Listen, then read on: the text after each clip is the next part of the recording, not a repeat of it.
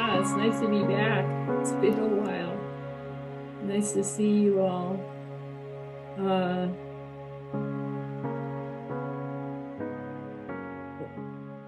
we just had a great council yesterday, uh, in my opinion. I learned a lot. I really learned a lot. Kind of inspired me for what I want to talk about. We were talking about all the stuff that's not going right now, like the climate and the disease and the wars and how we're handling it. And I did want to say, I mentioned, I don't know how much people know about what went on in Tijuana, but some of you may have relatives there. The cartels got mad at the police because they arrested. I don't know. I don't follow cartel politics, but they arrested someone, and so they were like pulling people out of trucks and then setting the trucks on fire on the freeway. And they were also in Juarez, they were shooting people, just shooting people on the streets. It was scary. It's pretty bad.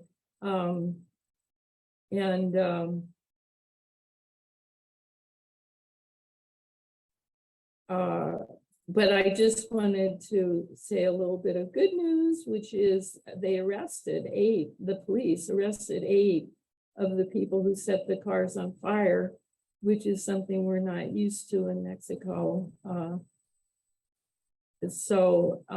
And things seem to have quieted down now. We were kind of on lockdown. They didn't come as far. I think something happened in Ensenada, which is where I live. But I didn't see anything. But I guess the weekend we were on lockdown. So anyway, that's one of the scary things that are happening right now. But the interesting part of the council for me was part of the question was, how is your practice helping you with these times, with these very difficult times? And I was very interested in what people said. And it kind of falls into the 3 tenets, which several people mentioned. Not knowing, bearing witness, and loving action are the 3 tenets that Bernie and Jishu gave us.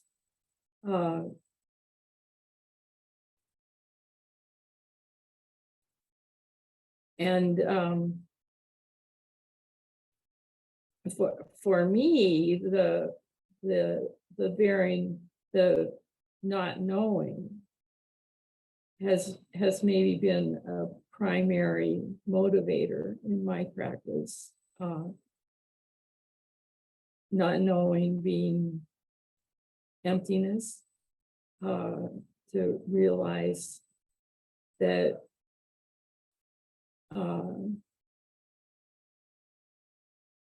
realize no self, realize our true self is no self, shift the identity from this little one who's so important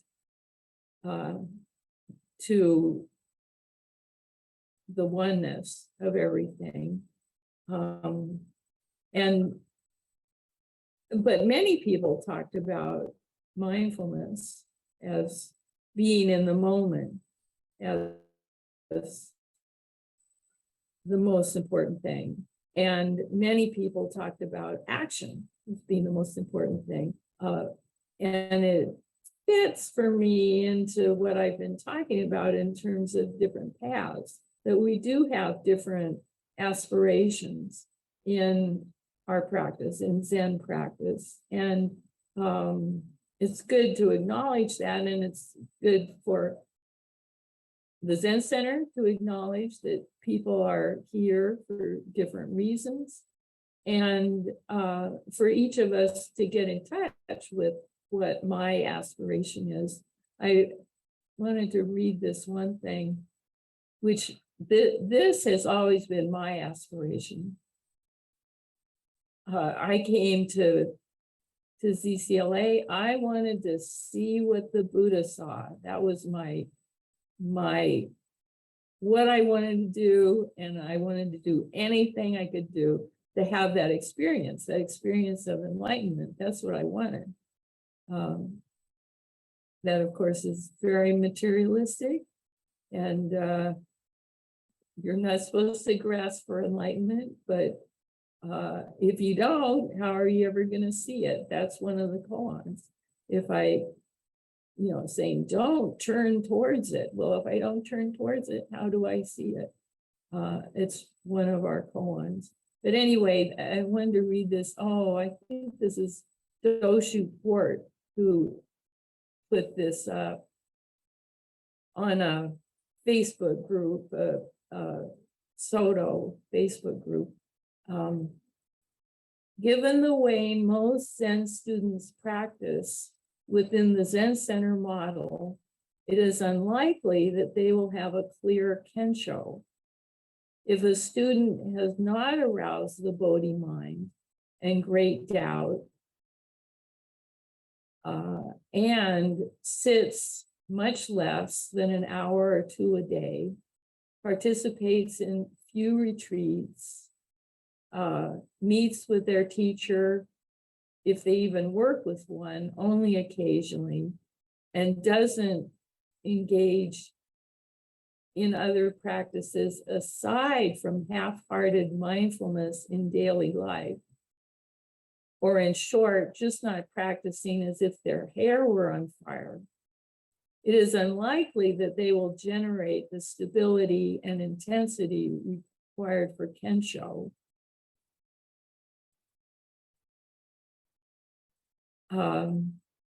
And I don't say that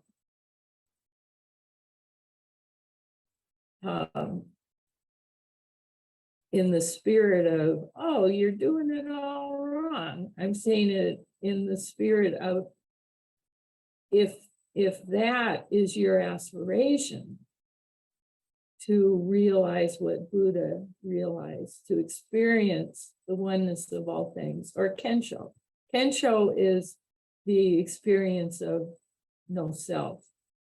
And of course, it's great to not be so attached to my little self and my little desires. There's tremendous freedom in that. And Dai Kensho is with no doubt that what the nature of my true self is. There's no doubt about that. And so it influences every aspect of our life. And like I said, that was my aspiration. And I kind of thought it was the aspiration for everybody who practices. And so I practiced really hard for 40 years. Lots and lots of session, very close relationship with teachers, sitting like 3 hours every day.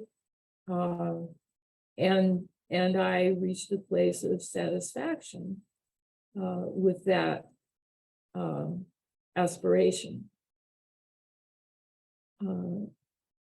But I think the fact that that's not everybody's aspiration is fine. And that's what was kind of amazing in the council, how many, and he kind of is a little dismissive of the aspiration of moment to moment mindfulness. But I think that's very unfair. that practice of being aware in each moment and living our life with mindfulness of each moment is wonderful. And I think I talked yesterday about how we talk about the head and the tail is another koan. So some of us, like I, got stuck in, I want to be empty. I want to be not knowing. I want to let go of ego completely. But then others of us are very interested in our lives, in the tail, that we live a good life, that we take care of our emotional health, our physical health, and that we take care of our relationship with others. So that's what I think mindfulness is more about, being aware of my needs and the needs of others. And the koan about the head and tail is if you're too much head, then I can't remember. I didn't look up the wording, but what's that good for? So we see these Zen masters who have tremendous insight into not knowing and can give marvelous Dharma talks, but whose lives are messed up, who are having trouble with anger and sexuality and relationship and communication and arrogance and all of these kinds of things. So now I think I'm more focusing on that, focusing on every moment, having awareness of every moment and doing the best I can in every moment, taking care of every moment.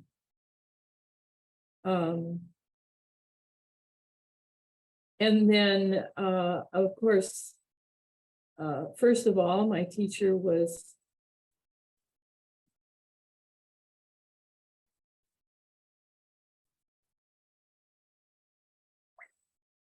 Maizumi Roshi, who focused on Kensho, who I think everyone would agree. The whole point was Kensho.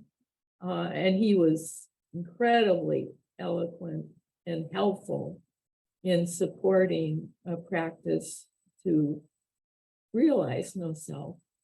And he didn't care much for even relationship stuff. He didn't care much to talk about relationship stuff until the end of his life. It shifted, but when I first met him, and he didn't care much for social action. He felt like it is what it is, kind of. I don't know how he felt, but he wasn't a social action guy. And then when Maizumi Roshi died, I worked with Bernie.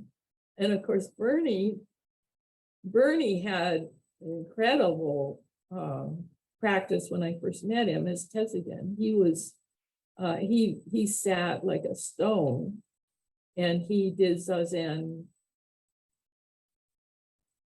3-4 hours a day, did all the sessions, did just that, just like Doshu Port talks about, that really serious sitting practice. And he had very deep Kensho.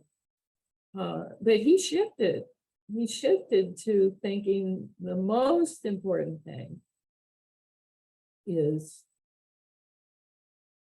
changing the world, affecting the world, changing the world for the better.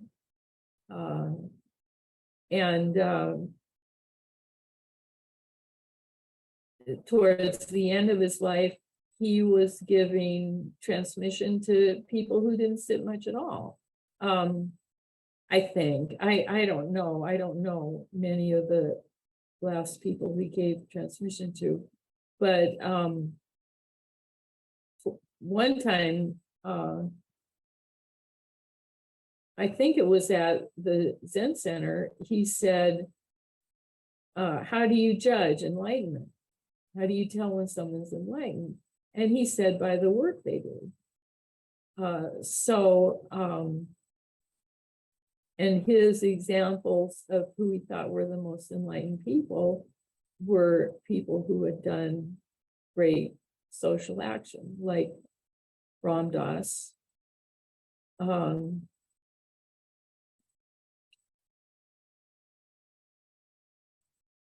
So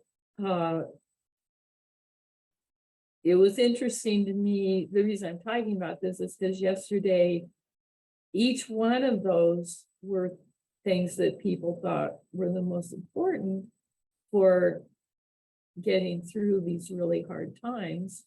And it just made me think again about the different paths that we're setting up at the Zen Center for different aspirations, and to recognize, like I talk about it from the 3 pillars. Yasutani Roshi talks about the different reasons to meditate, but he kind of puts it in a vertical structure. And of course, those of us who've devoted 40, 50, 70 years to Kensho think that's the most important thing. No self is the most important thing. But really, it's a circle, and each is important, and each supports each other. None are wrong. So the fact that there's people with different aspirations in a Sangha is a wonderful thing. And all I want to do is be clear with you what your aspiration is. So myself and the other teachers and the Zen Center can support you in that, whatever that is. So that's all I have to say.